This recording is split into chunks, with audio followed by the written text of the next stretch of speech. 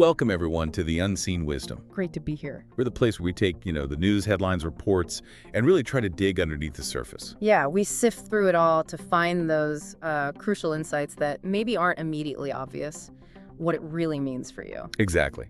And today, we're diving into a story that's certainly been making waves in South Africa. It involves the Mpumalanga Department of Education. That's right. We're looking at a report, primarily from Newsroom Africa, about some, let's say, significant spending decisions over there. Significant is, maybe putting it mildly, the headline figure that jumped out was R2 million. 2 million rand. And that wasn't for a whole IT infrastructure overhaul or something. No, apparently that R2 million was spent on purchasing just 22 laptops. 22. Wow, okay. So doing the quick math there, that's a staggering amount per machine. It works out to roughly R91,480 per laptop. Just under 91,500 rand. Per laptop. Okay. And as you'd expect, the news report highlighted that this triggered, widespread outrage. People are asking questions. Understandably so. Calls for accountability, wanting to know how this happened. Yeah, absolutely. Now, Newsroom Africa spoke to Anaria Weber. She's with the Democratic Alliance, a member of the legislature there in Mpumalanga. And her reaction was pretty blunt, wasn't it? It was. She called it shocking, a really shocking state of event. I mean, you can understand that initial reaction to those numbers. So what was the department's explanation? What were these incredibly expensive laptops supposedly for? Well, according to Ms. Weber, the DA looked into it, and the department stated the laptops were intended for the Education Management Information System, the EMIS, and for general ICT purposes. Okay, EMIS. So that's like managing student data, maybe attendance, grades, that sort of administrative backbone. Exactly. It's an existing system. The data is already there on servers. It's about accessing and managing that information. Right. So Weber's point and the DA's point wasn't necessarily that they didn't need any computers for this. No. The argument was about the type of computer they bought. It seems excessive for those tasks. How did she put it? She used an analogy, I think. She did, yeah. A pretty effective one. She said it was like buying a Rolls Royce when a Colo, a basic reliable car would have done the job perfectly well. So translating that to tech, they bought these super high-spec, probably very powerful laptops. When something much more standard, much more, affordable would likely have been completely sufficient for running the EMIS or handling typical ICT admin tasks. And this isn't happening in a vacuum, is it? This spending decision lands against a backdrop of other issues in Mpumalanga's education sector. That's a critical piece of context here. Mrs. Weber specifically highlighted that there are apparently over 1,700 vacant posts, teachers, admin staff within the education system in Mpumalanga. Wow, over 1,700. And why are they vacant? Lack of funds, according to the DA. Budget constraints mean they can't fill these essential positions. Now, on one hand, you have thousands of unfilled jobs because there's supposedly no money. And on the other, you have the R2 million spent on 22 extremely high-end laptops. It really throws the whole question of priorities into sharp relief, doesn't it? It certainly does. It makes you question the decision-making process when resources are clearly so limited. Absolutely. How are these allocation decisions being made when basic needs, like staffing, apparently aren't being met?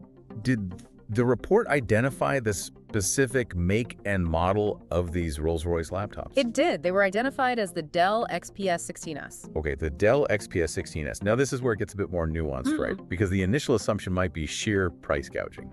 Well, yes, but interestingly, the Newsroom Africa report actually checked this. They looked at retail prices for the Dell XPS 16S on various platforms, and it turns out that model does retail for around that R91,000 mark. So the issue might not strictly be that the department was overcharged for the specific item compared to its market value. Okay, that is an important distinction. So it's less about, did they pay too much for this laptop, and more about... Exactly. More about, did they need the specific type of laptop in the first place?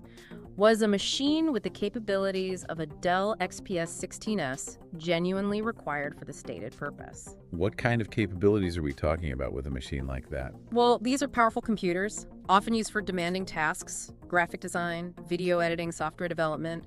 The report even mentioned potentially writing code in languages like Java.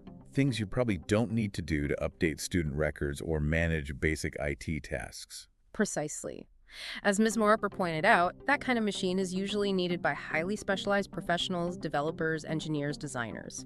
It seems unlikely to be necessary for the general administrative functions described. It feels like overkill, like using a sledgehammer to crack a nut. That's a good way to put it, a potential mismatch between the tool and the task. So, given all this public attention and the questions being raised, what's happening now? Is anyone looking into this officially? Yes. Following the outcry, the Premier of Mpumalanga has announced that there will be an investigation into this procurement. Okay, an investigation is a start. What are groups like the DA hoping to see from that investigation? They've been quite specific. Anaria Weber laid out a couple of key demands. Firstly, they insist the investigation must be conducted by people who are independent. Meaning not by the Department of Education itself. Exactly. To ensure impartiality and credibility. Secondly, and this is crucial, they want the investigation to determine if the procurement followed the proper procedures set out by SITA. SITA, the State Information Technology Agency. Remind us what their role is supposed to be. SITA was basically set up to centralize and regulate government IT procurement.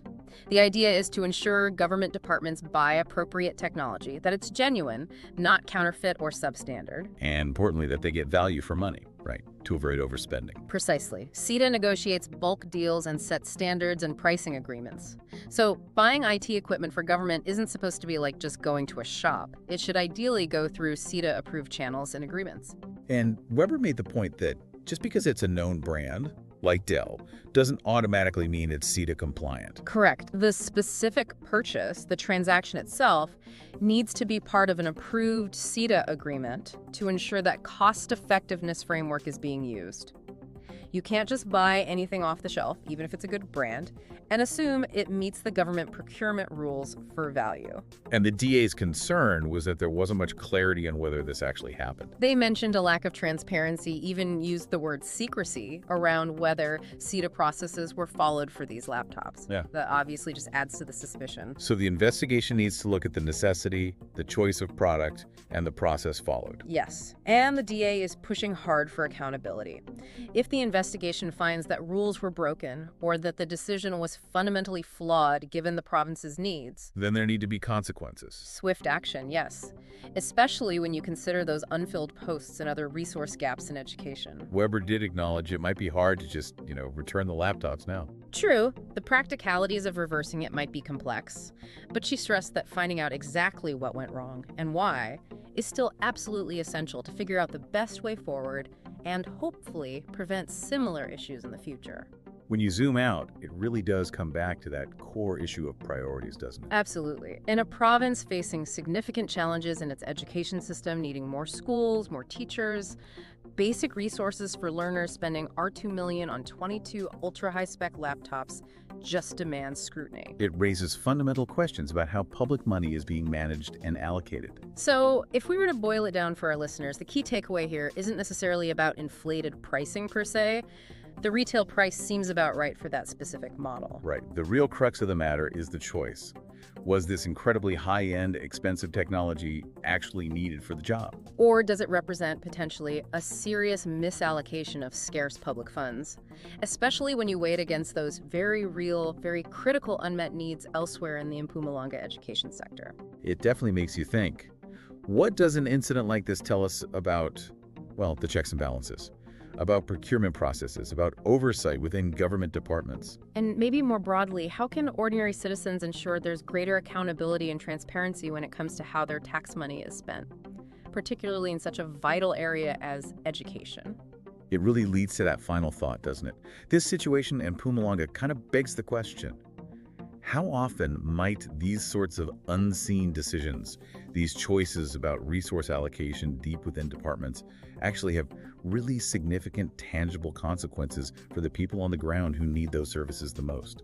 It's a sobering thought. It really highlights why public scrutiny, transparency, and robust accountability mechanisms are just so incredibly important for managing public finances effectively and ethically. Well, that's certainly given us a lot to consider from this one news report. Indeed. A complex issue with significant implications. If you, our listeners, found this deep dive into the story behind the headlines valuable, please do consider giving us a like, drop a comment with your thoughts, and subscribe to The Unseen Wisdom.